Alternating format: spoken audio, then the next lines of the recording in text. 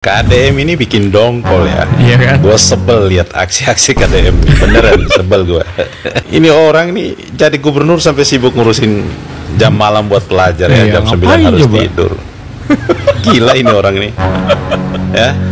Terlalu benar jadi pejabat gitu. Ngapain gitu.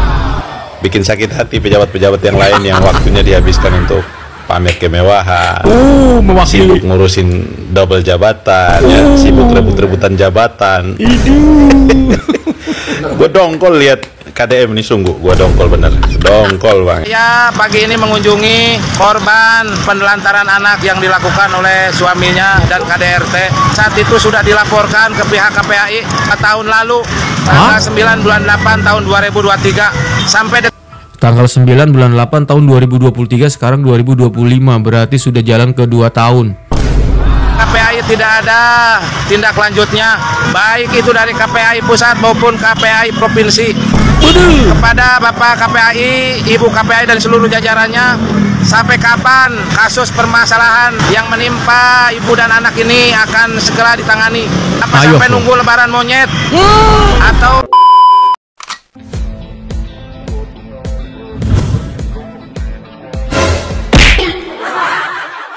Halo guys, assalamualaikum warahmatullahi wabarakatuh. Selamat datang lagi semuanya para pemirsa yang budiman, yang ganteng, yang cantik, dan cetar membaheno. Gimana kabar teman-teman ya? Semoga teman-teman yang nonton video ini pada sehat-sehat dan semoga rezekinya selalu bertambah lancar. Amin guys ya. KDM ini selalu bikin para pejabat-pejabat lain pada dongkol. Ini kayaknya tema yang menarik deh buat judul di video ini ya. Bahkan tidak tanggung-tanggung ya, bukan cuma segelas pejabat gubernur doang gitu yang pada dongkol. Elit, lembaga, semuanya pada dongkol dengan semua kebijakan yang dikeluarkan oleh Kang Deddy Mulyadi. Aduh, repot kan ya. Repot memang ya guys ya, kalau jadi pemimpin yang bener, yang jujur, dan yang amanah. Apalagi ini kerjanya pakai hati. Repot ya. Mudah-mudahan ya, walaupun serangannya banyak, Kang Deddy Mulyadi selalu bisa bertahan, konsisten, dan mampu bisa melewati semuanya. Amin. Kita doakan yang terbaik dulu guys ya. Sekarang ini banyak banget para netizen mempertanyakan tentang kinerja dari lembaga yang satu ini. Kebetulan nih ada salah satu video minta pertanggungjawaban kepada satu lembaga ini, KPAI. Wah, ini menarik sih. Kita akan kumpulin semuanya videonya teman-teman ya, dan gue persembahkan untuk kalian semuanya. Langsung aja kita gas, kita menuju TKPN. Play. Lujang Sonten wargi Jabar. Ada dua hal yang hari ini saya tanda tanganin dan ini akan berlaku bagi seluruh desa di seluruh provinsi Jawa Barat. Siap. Yang pertama adalah ini pastinya berhubungan dengan kebijakan juga nih. Ini pasti kontroversial nih. Seru. Sistem pengelolaan keuangan desa hari ini resmi menjadi sistem pengelolaan keuangan yang berbasis digital atau budgeting. Maka seluruh transaksi dalam pengelolaan keuangan desa dilakukan transaksinya secara digital. Uang masuk melalui transfer digital, kemudian nanti belanja, rincian belanjanya itu seluruhnya pembayarannya lewat digital. Sehingga kontrol terhadap pengelolaan keuangan desa akan semakin baik, semakin terbuka dan semakin transparan, dan mudah sekali mendeteksi apabila ada potensi penyimpangan karena data digital tidak bisa membohongi. Yang kedua adalah desa-desa di Jawa Barat diarahkan sistem pemilihan kepala desanya dengan menggunakan sistem pemilihan digital. Artinya orang bisa memilih secara digital. Dua kerangka kerja ini merupakan bagian terpenting dalam mewujudkan prinsip-prinsip layanan publik dan layanan demokrasi di Jawa Barat, sehingga demokrasinya biaya murah, layanan publiknya cepat, dan transaksi keuangannya transparan. Semoga ini menjadi spirit baru bagi seluruh warga desa di seluruh provinsi Jawa Barat. Ini kebijakan baru lagi nih. Ini baru diupload kurang lebih sekitar 3 jam yang lalu pada saat saya video ini. Ini sudah ditandatangani deal gitu ya. Dana desa yang nanti dikucurkan untuk kades-kades ya, kepala desa ya teman-teman ya. Itu berupa digital. Berat ya. Lagi dan lagi kan gue bilang, ini jadi banyak pejabat-pejabat sekelas desa aja pada dongkol yang mungkin punya target tertentu gitu. Yang namanya orang ya, kalau udah niat mau korupsi mah korupsi aja. Cuman paling tidak dengan kebijakan yang baru ini bisa mengurangi korupsi di tingkat desa. Wah, gokil. Kepala desa Jabar ya. Makanya udah jujur ya sekarang kerja. KDM ini bikin dongkol ya. Iya kan? Gue sebel lihat aksi-aksi KDM nih, beneran sebel gue. Iya bang, ngomong bang. Ini orang nih jadi gubernur sampai sibuk ngurusin jam malam buat pelajar ya, Iya, jam 9 ngapain harus coba? tidur. Gila ini orang ini. Ya. Terlalu benar jadi pejabat gitu. Iya, Bang. Ngapain gitu. Bikin sakit hati pejabat-pejabat yang lain yang waktunya dihabiskan untuk pamer kemewahan. Mewakili. Sibuk ngurusin double jabatan ya, sibuk rebut-rebutan jabatan. Gue dongkol lihat KDM ini, sungguh gue dongkol bener, dongkol banget. Dia kan anak buahnya presiden. Iya, oke. Kenapa dia jadi bagus gitu ya? Kenapa dia jadi benar gitu ya? Ya, saya sih saranin Presiden Prabowo manggil tuh KDM, nanyain, KDM, kenapa kebijakan lu didukung oleh rakyat? Kenapa kebijakan lu begitu populer? Ya, kenapa lu sampai masukin anak-anak ke barak militer? Iya. Ya, kenapa sampai jam malam diberlakukan? Oke. Nah, itu didukung sama rakyat. Sini deh gua belajar sama lu KDM. Atau sementara deh lu gantiin gua jadi presiden deh, sementara deh. Kira-kira begitu ya, biar enak kita lihat. Soalnya kebijakan presiden nih banyak bikin sakit hati. Kalau kebijakan KDM bikin hati damai, bikin tenang gitu ya. Tapi dongkol pejabat orang lain. rasa, ada pemerintah gitu. Jadi gue kadang-kadang ngerasa ya, KDM ini terlalu benar ini. Kenapa sih dia berpikir negara mau jadi baik gitu? Iya. Kadang-kadang saya berpikir begitu. Jadi akhirnya rakyat Jawa Barat aja yang menikmati. Tapi kalau Presiden Prabowo mau belajar sama KDM kan, wah repot. jadinya seluruh rakyat Indonesia yang menikmati. Ya, kalau ini kan cuma rakyat Jawa Barat. Oke. Ya kita sedih gitu ya. Coba Pak Presiden manggil tuh KDM, lu di sini, lu ajarin gua nih cara buat kebijakan yang baik supaya menyenangkan rakyat. Nah, Wow. kalau itu kan enak kan, anak buah presiden tinggal dipanggil Pak. Ayo Pak, panggil dia Pak. Jangan dulu lah bang, udahlah bang. Walaupun memang semua kebijakannya itu bikin dongkol pejabat-pejabat lain atau pemimpin-pemimpin lain, ya sudah, selamat menikmati aja. Cuman kalau harus dipanggil ke ke kantor pusat atau misalnya ke presidenan gitu, jangan dulu lah. Kita lagi menikmati momen indahnya sekarang gitu. Oke, sekarang kita akan dengarkan kira-kira ini banyak banget nih guys yang tidak setuju dengan kebijakan Kang Deddy Mulyadi ya terkait mengenai jam malam ini dulu nih guys ya. Dokter anak kritik usulan sekolah masuk jam 6 pagi dari Deddy Mulyadi, resiko kesehatan mengintai, dan juga katanya alasannya ketika anak sekolah kurang tidur, kurang istirahat, maka akan berbahaya bagi kesehatan. Waduh. Ya, berpengaruh pada perkembangan mental dan juga psikolog anak tersebut ketika kurang tidur atau kurang istirahat. Berarti dokternya nggak pernah bangun pagi. Jawabannya simpel sih sebetulnya. Bener gak sih? Iyalah, nggak pernah bangun pagi. Dokter waras tidak, sehat tidak. Izinkan saya selaku orang tua masyarakat Jawa Barat ya mengomentari atau kembali mengkritik statement dari para dokter ini. Namanya kalau tidak salah yang berkomentar tuh Dokter Ian. Tapi siapapun itulah dokternya yang mengkritik kebijakan ini, menurut saya begini. Dokter, tahu tidak? Jangankan anak sekolah, usia anak sekolah, usia SD, anak SD, SMP, SMA.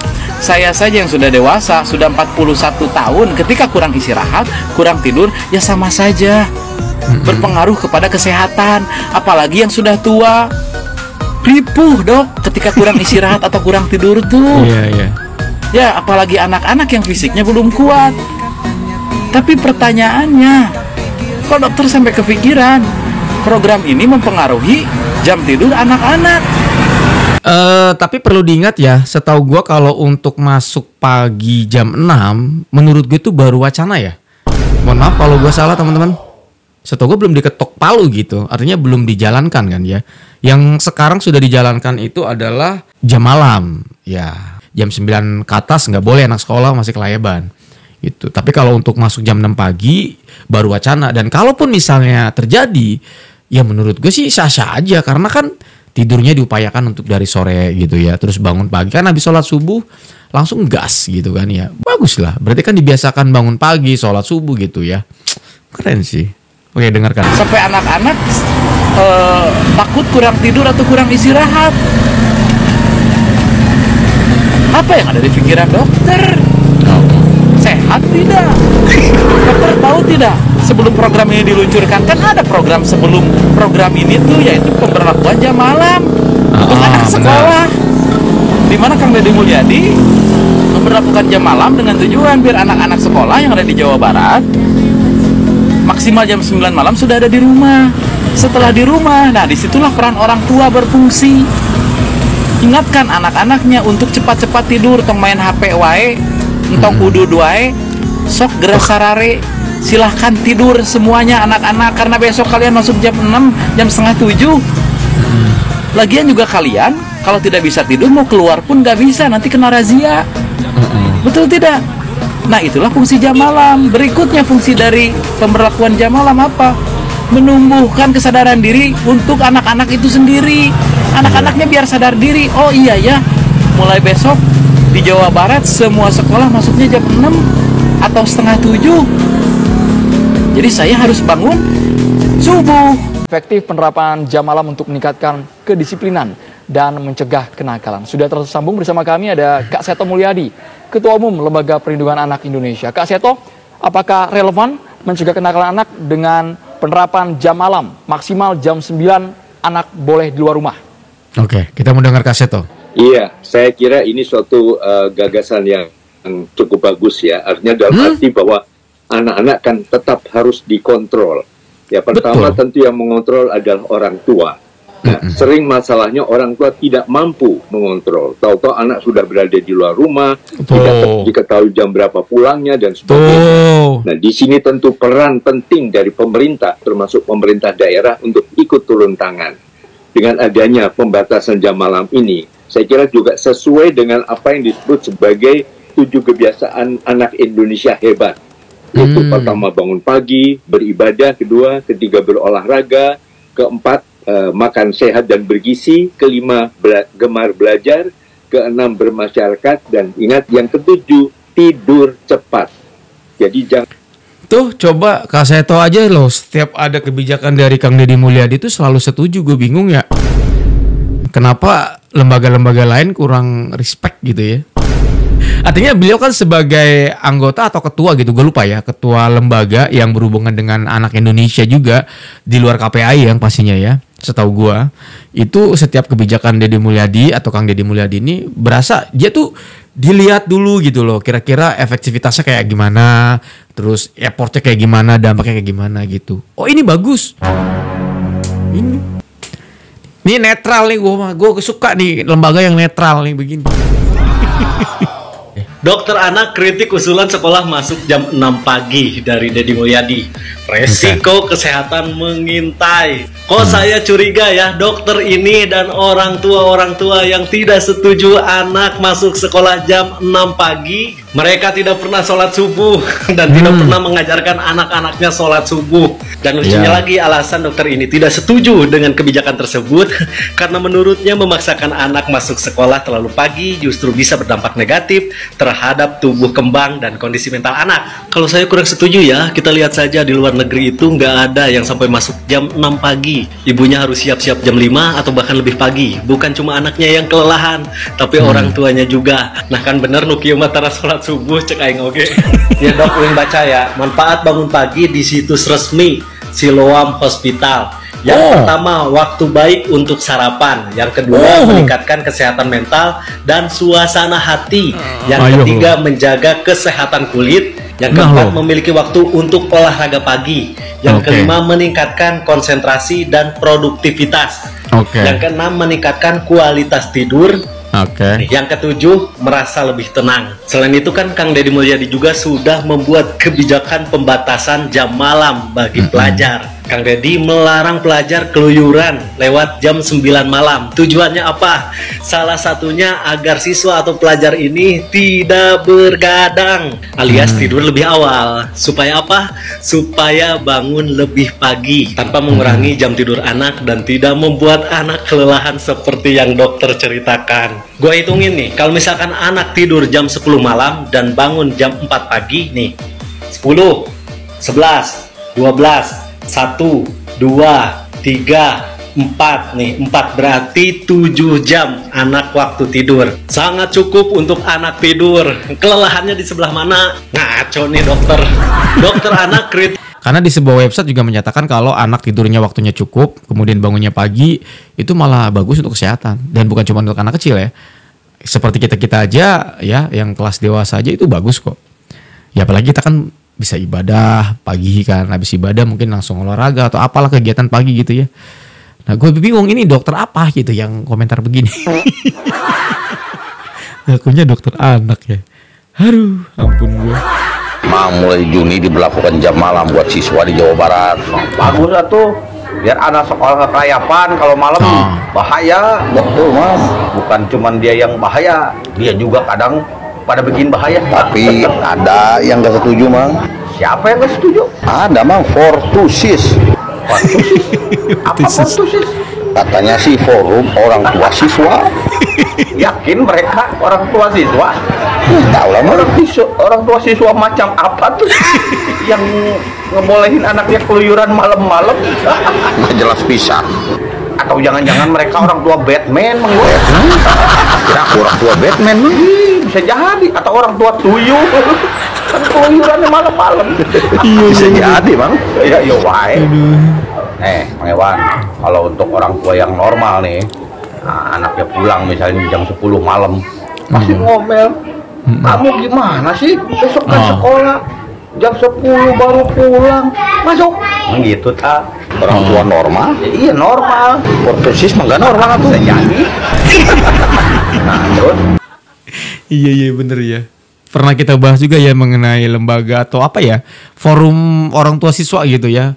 Katanya nggak setuju dengan program mengenai kebijakan Kang Deddy Mulyadi yang terbaru ini, yaitu nggak boleh lewat dari jam 9 malam keluyuran gitu. Tapi ada pengecualian ya.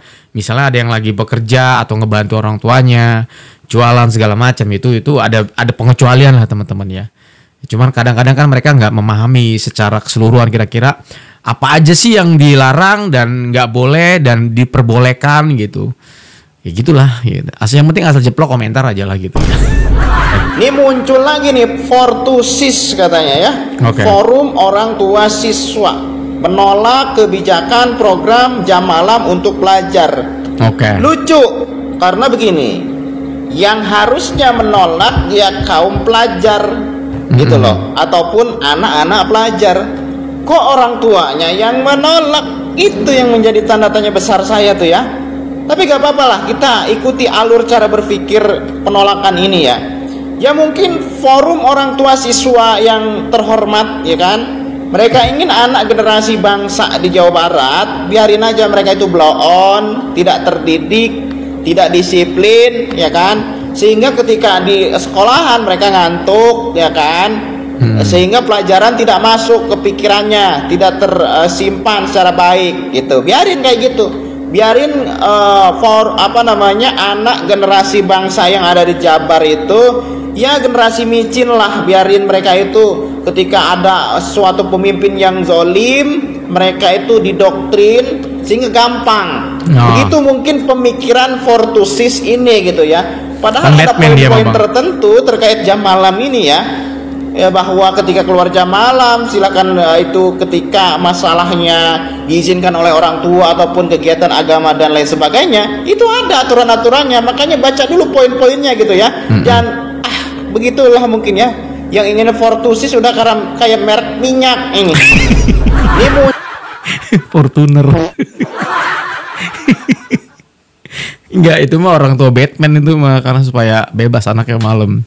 Apalagi yang orang-orang yang di Jakarta katanya rasain gitu. Orang Jabar mah katanya anak-anaknya nggak boleh main futsal, katanya malam-malam nggak boleh. Sedangkan mereka mah kan seneng perpustakaan sampai jam 10, terus taman dibuka 24 jam, seneng gitu kan. Ya sok atuh sana gitu. Nanti bangun pagi ngantuk gitu ya. Kualitas untuk belajarnya udah pasti beda lah gitu ya. Ketua Umum PP Muhammadiyah Haidar Nasir tanggapi kebijakan Gubernur Jawa Barat soal kirim pelajar nakal ke barak militer. Haidar meminta untuk dikaji ulang artifisial jika program ini dibuat untuk mendisiplinkan pelajar bandel maksudnya harusnya menggunakan aspek fisik. Haidar pun menyarankan Deddy Mulyadi untuk berkomunikasi dengan Kemendikbudrismen untuk mengkaji ulang. Kaji rapat terus gitu ya. Angus gitu dengarkan lah. Disiplin itu kan tidak otomatis disiplin, tapi mentalitas.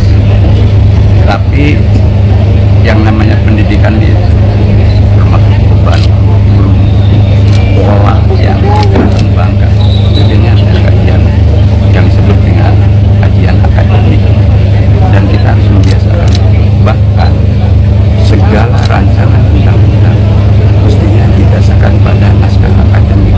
Naskah akademik itu melibatkan berbagai stakeholder untuk mengkritis, memberi masukan secara akademik supaya apa hasilnya yang terbaik. Biarpun ya tau lah ini begini mah. Liar lah. Kaji lah. Pusing aing. Mana Denny Cagur, Ono Surono, terus apa lagi tuh yang nggak setuju dengan programnya KDM tentang barak itu TNI? Farel. Anak-anak sudah melakukan testimoni dan dia bilang bahwa apa yang menjadi pelatihan di sana itu membuat dia bahagia dan merubah semua perilakunya dan pikirannya, mindsetnya. Nah, ini yang diperlukan. Bahkan sampai jadi pasukan pengibar bendera di gedung sate loh. Keren kan? Baru dididik berapa minggu doang loh. Apalagi lama. Apalagi masuk dalam program di sekolah. Coba kurikulumnya masukin biar tambah jos. Kalian kemana aja? Aduh, ampun ya. Makanya sebelum ngomong itu dilihat dulu ke sono, dilihat lagi ke lapangan. Jangan cuma ngomong doang. Itu kepala partai tadi tuh. Siapa namanya, Bu? Dikaji katanya, dikaji dulu. Aduh. Apalagi Denny Cagur, kamu itu Cagur lagi. Kan ngambil dapilnya dapil Bandung. Harusnya sewajarnya kamu itu harusnya membantu atau mensupport apa yang menjadi programnya KDM. Aneh orang lamun cara anak kayak begini tuh gimana ya? Kok jadi seperti dia itu membela partainya yang memang mungkin dalam tanda kutip berseberangan, tapi dia tidak punya prinsip. Jadi dia hanya mendengarkan apa kata partai dan apa kata ketuanya barangkali. Karena saya lihat kok kayaknya partainya ini sama sekali tidak mendukung ya dengan program ini. Nah, parah banget. Yuk, buka mata, buka telinga, lihat ke sana, jalankan pekerjaan kamu dengan baik dan benar. Kalau mau protes, kalau kamu mau mengambil kebijakan sendiri, lakukan kebijakan itu, jangan cuma ngomong. Coba solusinya apa selain barak? Kalau saya sih sangat setuju dengan adanya barak, karena saya dan tim psikolog di sana banyak membantu. Bukan cuma psikolog, ada juga grafolo, ada juga apalagi tuh ya kemarin tuh ya, banyak banget deh. Gitu. Coba tanyain ke sana, dites nggak dia psikologinya? Dites. Makanya hati-hati kalau ngomong ya, Dan. Jangan asal ngomong aja gitu loh. Aduh, kamu tuh jadi pelawak, jadi pengen ketawa, ngetawain bahasan kamu gitu loh. Aneh gitu loh. Kayak nggak berpendidikan jadinya. Gitu. Hati-hati kalau bicara ya. Gitu. Karena saya pun juga, kenapa saya marah?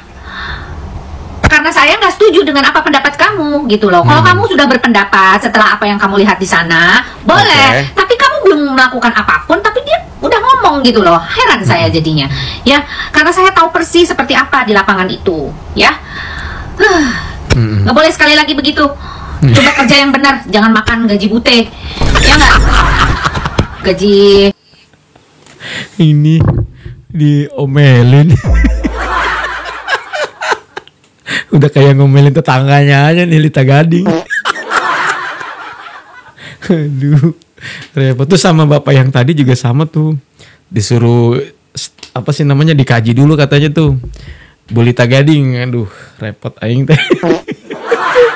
Ya mau ngomong, mau curhat tentang banyaknya sekali pejabat-pejabat tinggi ya, seperti gubernur, menteri, wakil menteri yang pada bikin konten yang menurut saya tidak bermutu. Tidak bermutu tapi trafficnya tinggi. Rocky Gerung bilang itu dangkal. Bikin konten dan pencitraan itu boleh-boleh saja, tapi harus sesuai dengan job desk-nya. Gubernur ngambil sampah dibikinin konten, itu bukan solusi, tapi menarik perhatian, yaitu pencitraan. Mungkin mau jadi presiden. Nah, salah satu konsep salah yang bisa bikin penyesatan dan kekacauan pada bangsa ini, saya mau berikan contoh. Ini contoh di bidang kesehatan. Misalnya seorang pasien nggak bisa di cover BPJS, diteleponlah gubernur. Ya, datang dia, wah, gubernur ini sok jadi pahlawan. Ini kenapa di rumah sakit ini kamu terima ini BPJS, di padahal ini bapak ibu ini orang miskin, gini. Dia, lah bener lah. Iya kan? Ada rakyat miskin ke rumah sakit ditolak karena BPJS-nya bermasalah. Ya ngamuk lah. Iya kan? Oh, dia dokter ya. Namanya Dokter Gregory Budiman. Oh, pantes. Iya. Iyalah, gue malah setuju. Mohon maaf nih Pak, kalau misalnya ada tetangga saya, ya kan punya BPJS, ketika tetangga saya ini sakit parah, dibawa ke ke rumah sakit, kemudian BPJS-nya bermasalah, dipersulit. Yang kita tahu semua bahwa pada saat itu urgent gitu ya. Wajar kalau misal kita nelpon pejabat, saya nelpon lurah atau segala macam, ngamuk ya wajar. Harusnya ditangani dulu, baru urusan nanti nyusul gitu. Ya, kalau bicara soal kemanusiaan ya, tapi beda mungkin karena mereka mah harus ada tagihan kali guys, takut nggak digaji gitu. Aduh, dokter ayat ya HCC-nya lamun begawe kerja tapi dia pakai hati itu berat memang. Oke, kita dengarkan lagi ya. Keluarin dompet. Nih, ya udah kalau misalnya aturan BPJS kagak boleh, nih gue bayarin. Cus. Wah, dipuji gak gubernurnya? Dipuji sama netizen, tapi ngawur. Karena dia apa? Nanti orang lain jadi memberikan image yang buruk pada sistem BPJS. Aturannya maunya dilanggar apa-apa, nanti telepon gubernur atau mungkin ngadu ya, nanti datengin preman dan lain sebagainya. Kacau. Nah itulah saya sebelnya di situ. Jadi pejabat banyak yang ngawur sekarang. Ya. Maklum guys. Dokter rumah sakit mungkin ya. Jadi ketika Deddy Mulyadi membantu orang yang sedang sakit, ya kan, BPJS-nya bermasalah, ini kan cerita dia nih. Terus nggak mau ngambil pusing, dibayar. Tapi setelah itu pastikan ada hal-hal yang lain yang harus diselesaikan. Misalnya BPJS-nya dibenerin, dikasih tahu lain kali BPJS-nya dibenerin. Jangan sampai ada kejadian gini. Mungkin ada angsuran yang belum diselesaikan atau segala macam. Tapi kembali lagi teman-teman, ketika orang dalam kondisi urgent kemudian diselesaikan, dibantu, masih dinyinyirin. Itu sifat apa yang model begitu?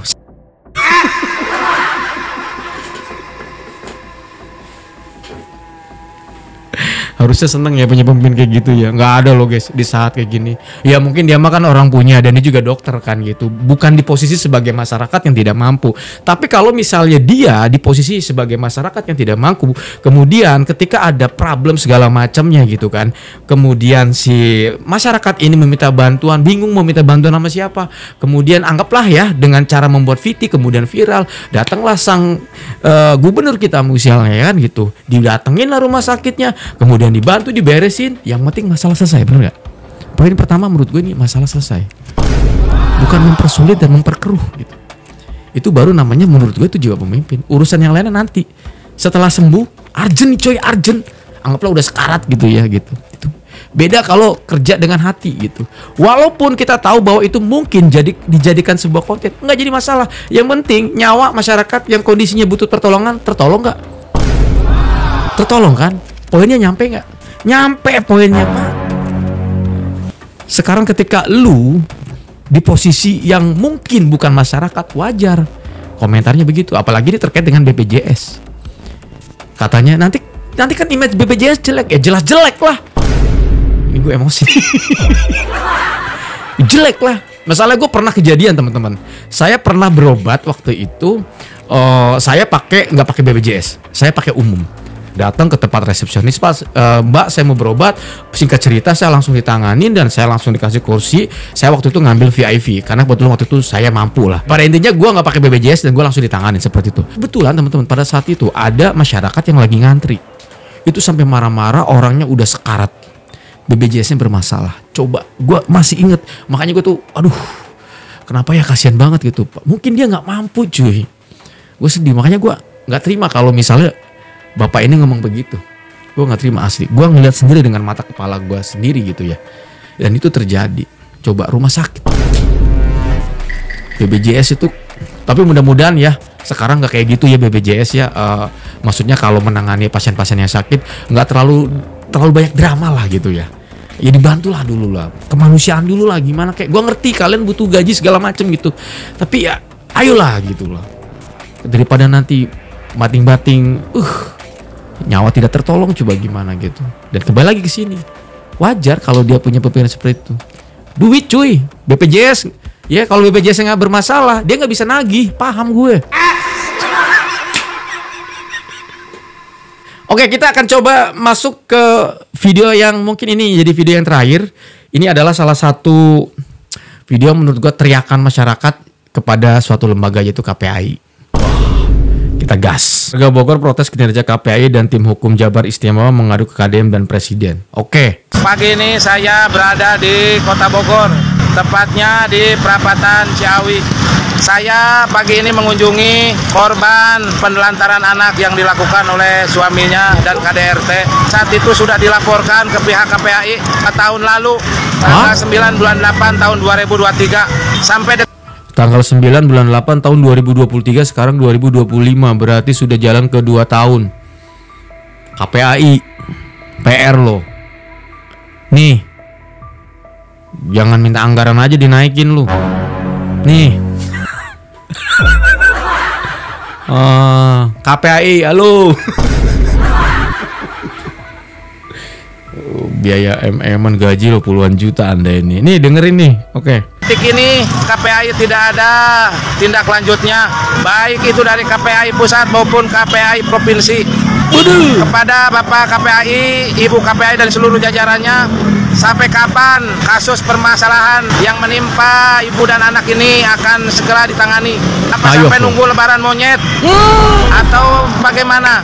Lihatlah oleh Bapak, oleh Ibu sekalian, seandainya pada saat itu pihak KPAI menindaklanjuti laporan dari ibu dan anak-anak ini, mungkin nasibnya tidak seperti ini, mencari uang di jalanan, di lampu merah, putus sekolah, seluruh anak-anaknya putus sekolah, berjalan di pinggir jalan untuk menghidupi dirinya sendiri. KPAI pusat tutup mata, KPAI daerah tutup mata. Sudah saya laporkan ke pihak tim hukum Jabar Express, tim hukum Jabar Istimewa, tapi tidak ada tindak lanjutnya. Sudah 3 minggu Pak Gubernur, sudah 3 minggu tidak ada tindak lanjutnya. Di telepon pun tidak diangkat, di WA pun tidak dibalas. Tolong Pak Gubernur. Ternyata nih Pak nih, sudah melaporkan 3 minggu ya ke Jabar, apa tadi lupa gue. Dan akhirnya sekarang teriak ke Gubernur. Oke, mudah-mudahan didengar ya Bang ya. Mudah-mudahan didengar. Dan ini pukulan berat ya. Pertama buat KPAI. Ini tolong tanggung jawab loh. Ini laporannya, karena kalau ke KPAI mah kan laporannya udah masuk sudah 2 tahun yang lalu. Kalau ke tim hukum Jabar Express katanya ya, ini kan baru 3 minggu. Ya kita tahu lah, mereka sibuk. Ya, kalau KPAI kan mana? Aduh Bang, gue juga bingung Bang. Oke, dengerin dulu Bang ya. Karena mereka tuh kerjanya ngawasin doang Bang, walaupun gajinya puluhan juta gitu Bang. Bingung gue Bang. Bapak berkeinginan Jabar Istimewa, tapi salah satu tim hukumnya begini Pak nih. Masukkan sajalah tim hukum Jabar Istimewa ke darak militer. Inilah salah satu korban dari sekian mungkin puluh atau ratus korban pihak KPAI yang hanya sibuk mengkritik kebijakan orang lain tanpa dia memikirkan fokus kerja dia sebagai KPAI. Kalau bisa Pak Prabowo ganti saja udah Komite Perlindungan Anak Indonesia, tapi Komite Penelantaran Anak Indonesia. Pagi ini saya komisi Bang. Iya, Komisi Pelindungan Anak Indonesia, Komisi Pelantaran Anak Indonesia. Ganti saja namanya. Wah, udah teriak ke Prabowo nih. Ayo KPAI, tolong dengar ini. Ini sudah ada videonya. Orangnya yang disebutkan dengan Bapak ini juga sudah ada. Dan beliau sudah melaporkan dari tahun 2003. Kalau nggak salah tadi bulan 8, tanggal 9 bulan 8 2003. Tanggung jawab loh KPAI. KPAI. Ini bantulah. 2 tahun didiemin aja. Gimana sih, kerja sesuai foksinya dong. Perlindungan anak. Telantar. Aduh. Ampun loh. Sampai lebaran monyet kayaknya mah nggak bakal ditangkep-tangkepin. Nggak bakal diurus-urus soalnya KPAI. Udah Bang, jangan lapor ke KPAI, percuma Bang. Percuma KPAI. Mendingan mereka tabang, mending laporan ke KDM terus ke Pak Prabowo udah. Gila loh, 2 tahun dilaporin gak tanggapan, parah ih lembaga yang satu ini. Oke guys, ini waktunya takutnya kepanjangan ya. Sekali lagi, tolong sampaikan video ini ke KPAI ya guys ya, di hashtag lah bila perlu mah. Ke akunnya Angluki. Ya, share videonya Angluki. Atau mungkin Angluki juga ngambil dari video orang lain. Tapi kalau mau kalian share videonya lewat TikTok, kemudian kalian hashtag atau upload lah ya di TikTok, kemudian hashtag KPAI. Ayo dong kerja. Oke guys, gitu aja. Terima kasih banyak buat kalian yang udah mampir. Mohon maaf kalau ada kata salah ya. Dan sekali lagi semoga saja Bapak Gubernur Deddy Mulyadi selalu diberikan kesehatan. Buat teman-teman juga yang nonton video ini, saya doakan kalian semua sehat. Thank you so much buat kalian para cetar Bang Bahenol. Saya undur diri pamit. Assalamualaikum warahmatullahi wabarakatuh dan bye-bye.